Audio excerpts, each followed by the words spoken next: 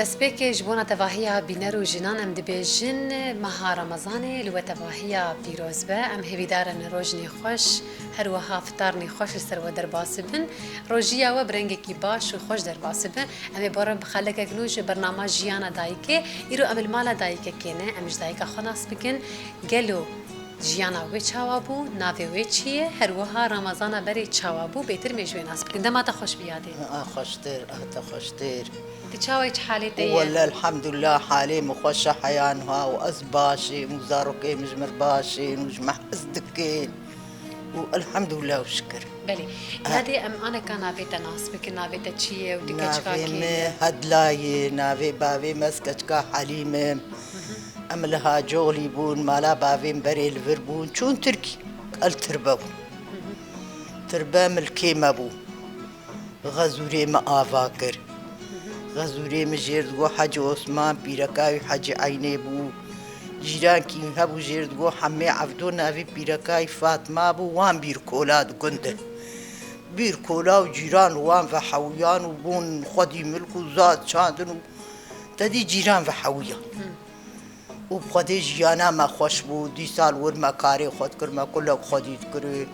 ما پوش دكر ما قاد كر كاري قندابو مناني تنوري ليت خد مناني سيلي ليت خد وام بكيف بونش ام بكيف بونش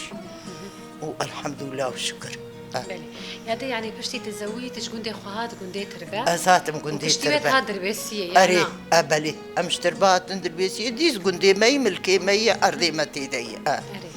أري بخودي از چند سال چه وی تزوجیه بخودي سر بينجي بين سالا زيدة یعنی چي نخوریه تا عمری چه خوی سرینه قاچ كام آج بافي جودي مستر أمري بين سال پنج و یعنی چهار تزوجی زاروک چه بون یا نه بخودي بشتي وق نقود سألوني فكيوان قاچ كامني مزن چي بوها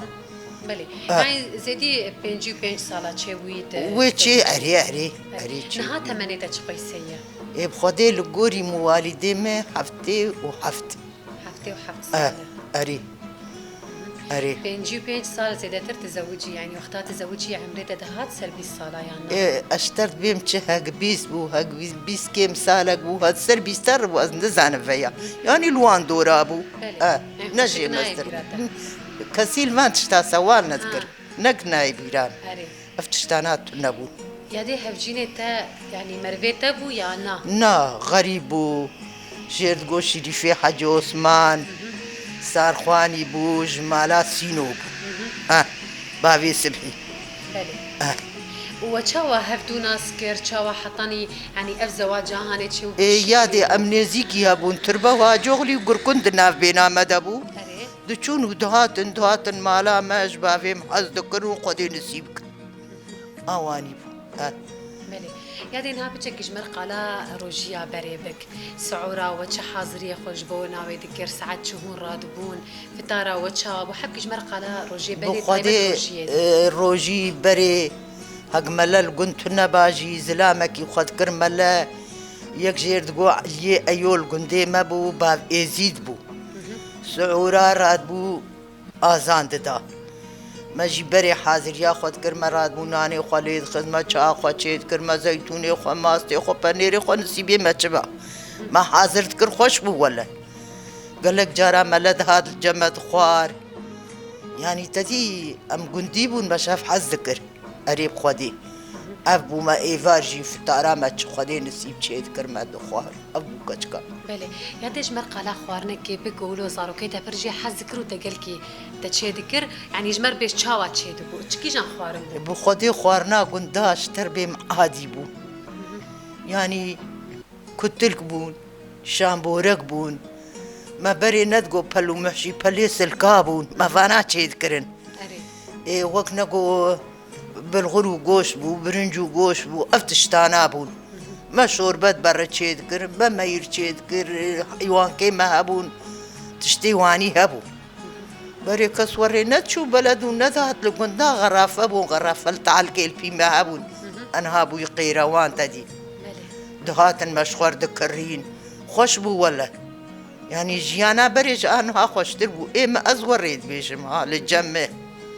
أري. روجيا إيصال يعني فايش خو أم كاتن ما روجيا دي تشاوي بتخوش يانا إيه ولا خوش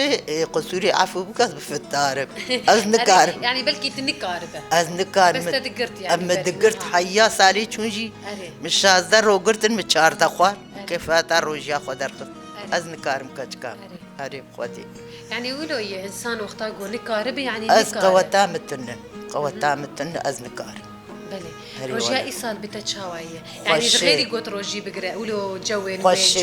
جو خوش ودربيس يجينا الحمد لله خوش وهرتشت هي يعني خير بره خير هي تفق بهاي جي بره خلق موتاج ناقر أري زوري دبينم خوش يا دينا هم بتشكيني على جيانا تبلكن تتجاري زحمتي جيانا خديتي يانا بخدي لا مزحمتي نجيم كار ماري چولي پر نگريه بمبيا ودرا افكارانا ما نكرن بس ما كاري مالا خو كريه ما پوش اني ما كاهور كريه ما حري كريه ما زارو كيب چو خدي کرن ام چون چولي کرنگا ام چون وقت ام زارو بو ام چون كباز ام البر كل كابو بربر كابو وقت دعوتي بالجمع خوش اري ولا وجيانا تا بيابور تشاوابو خدي يا ابو الرحمة خدي لي بحقي تعطاني لما اذكر رحمة خدي لي مخو بيناوي تنقبو أري. بيناوي تنقبو باش بو جعفر ابو بس بيناوي تنقبو يا دي اري والله رحمة خدي لي بلي خوش على قلبي نهات الكود الجمالة لو كي خور ودنيا يعني اري الجمية. از جملة يا اخوة الحمد لله وزاروكي لايمه او امنا چند زاروكي تهنه چار كچكيمو چار لاوكي من الحمد لله والشكر حياتات الجموان شاوي يعني اكيد لو زاروكي وان شكل دوراتنا تبي كيف خوش دبه ولا ازمان كيف خوش بن بس ناين دورام اشخر بناف اي مزنو زاروكي وي دا اي شمو كيف خوش بن وديس اوجي زاروكي منن ولا جوان حزدكم واوجي محزكن يعني نوكي هندر نوكي قوت الجموية نو ما مرة راسي بيش نوري بلي إيه بجبركو تقيل جموي يعني هون حرتمها فدود بينا زاروكي وي جمتنا علمي نسبة اري وان خدي كريه يعني انا كزاروكي وان محزكن زاروكي وان يو اجوان حزكم بس بينا بين اوكي هندر خواكام كش كام نوكي هندر هندر محزكن سقلطا متكن كاري متكن ازبيم شمالا منه اواني ها وخدي اف يادي ام سباسيات تتكن ساعتها خوش بتشتكي جمر بيش كرم دساغ بي وساعتها خوش بي واجي وكيف خوش بوم عمرك يدريج وتمه بيدي كن وصحتك باش دساغ بي وساغ بي اجي وكيف خوشم وساعتها خوش بي وقاتنا وسرچعوا ها بینرین هیجا مجیانا دایکا خوشی گهداری کر و متماشا کر بگمان ام هیویدارن جیانن و اوگابن و هر دمی و خوش بن تا وکریا هانی بخاطری